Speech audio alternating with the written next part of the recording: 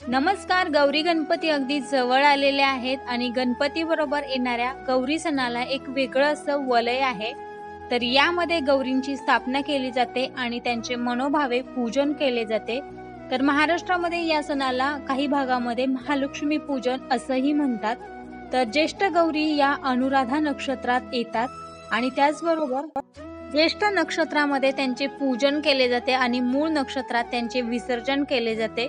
तर ज्या दिवशी गौरी येतात म्हणजे पहिला जो दिवस असतो त्या दिवशी गौरींना भाजी भाकरीचा नैवेद्य दाखवला जातो. तर यामध्ये ज्वारीची भाकरी आणि शेपूची भाजी अशा पद्धतीचा नैवेद्य असतो. तर दुसऱ्या दिवशी म्हणजेच ज्येष्ठ नक्षत्रामध्ये त्यांची पूजा केली जाते आणि त्यांना महानैवेद्य केला जातो.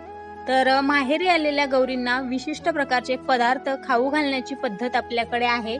तर माहेरवाशीन ज्येष्ठ गौरीला पुरणाचा किंवा पुरणपोळीचा नैवेद्य दाखवला जातो. त्याचबरोबर काही भागामध्ये नैवेद्यासाठी 16 प्रकारच्या भाज्या देखील केल्या जातात.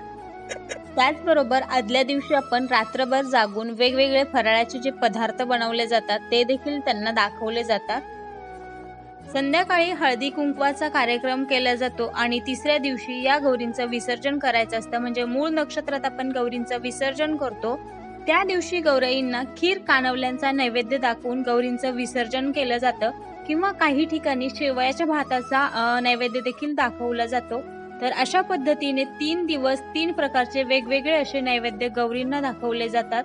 तर आजचा हा जो व्हिडिओ आहे तो जर तुम्हाला आवडला असेल तर व्हिडिओला नक्की लाईक करा. त्याचबरोबर गौराईचे वेगवेगळ्या प्रकारचे व्हिडिओज मी चॅनलवरती अपलोड केलेले आहेत. त्याच्या लिंक देखील डिस्क्रिप्शन बॉक्समध्ये दिलेल्या आहेत.